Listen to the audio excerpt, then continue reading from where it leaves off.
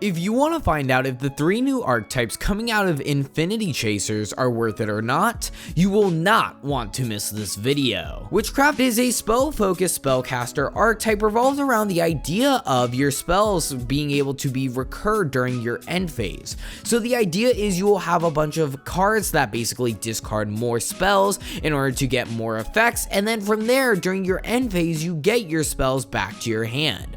So the way this works is all your normal summons in the deck are Lone Fire Blossoms that each say discard 1 spell card in order to special summon another Witchcraft from your deck. So what this all means is that your Lone Fires get you access to your big boss monsters, which have an effect that you want to discard a spell card in order to get a powerful effect, whether that be destroying 1 face-up card on the field or negating all monster effects your opponent currently controls. All of the Lone Fires also have grave effects in order to help you just get more advantage in general.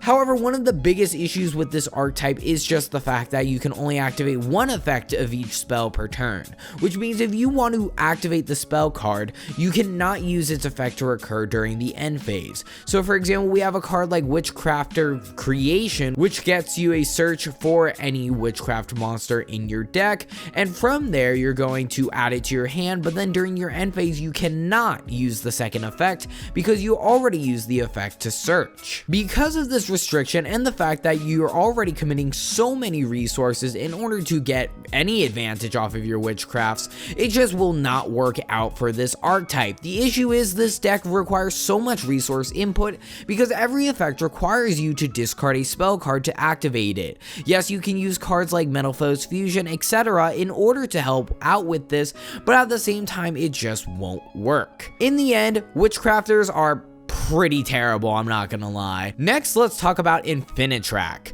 Infinitrack is an Xyz Link focused machine archetype. Basically, the idea is you get out a bunch of big Xyz monsters in order to just beat down your opponent. Not necessarily a lot of them, but more just one big boyo, and then you just beat down your opponent with it. The deck just really doesn't work at all. And the main core reason for that is because it just doesn't apply enough pressure, it doesn't have any good defense, is not good going second because of the fact that you can't put multiple beat sticks on the field. It just doesn't do enough with its Xyz monsters, it doesn't OTK, etc. Just in general, the deck doesn't do enough. Now yes, it does have generic support with trains, however that doesn't necessarily make up for the fact that it doesn't help enough. And the fact is, overall, the deck isn't good. Lastly, let's talk about Evil Eye. Evil Eye is a control-based equipped spell archetype revolved around having a monster equipped with Evil Eye of Selene.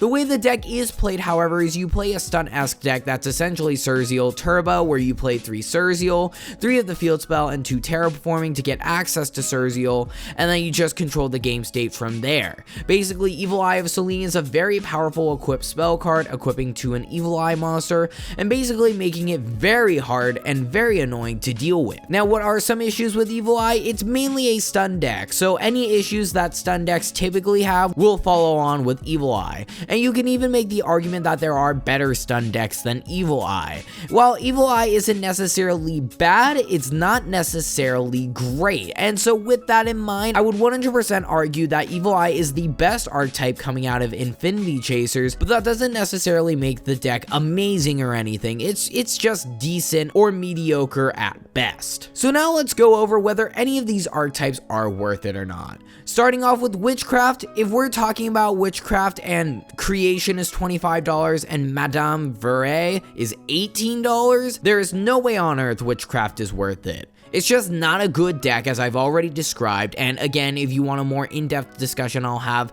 links to that in the description and in cards, but regardless, it requires too much resource commitment, and it doesn't get enough value to warrant playing it, especially when you have to consider you have to wait an additional turn for your spells to come back to your hand, because all of the effects are you can only use 1 effect per turn and only once that turn. And again, especially considering the prices are so high for these cards, I just could not see Witchcraft being worth it as of right now. Infinitrack honestly isn't worth it either. Again, the deck just doesn't really have a good win condition. It doesn't have a cohesive strategy. I mean, it does, but at the same time, it's not necessarily a good one.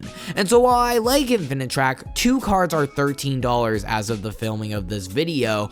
And if we're talking about that much money for 3 playsets of each of those cards, because those cards are 3-ofs, then no, do not pick up this deck. It's just a waste of money again. Unless you want to buy them just for enjoyment value. I mean, you can potentially do that, but my point is, if you're buying them competitively, then they're not worth it. Lastly, let's talk about Evil Eye.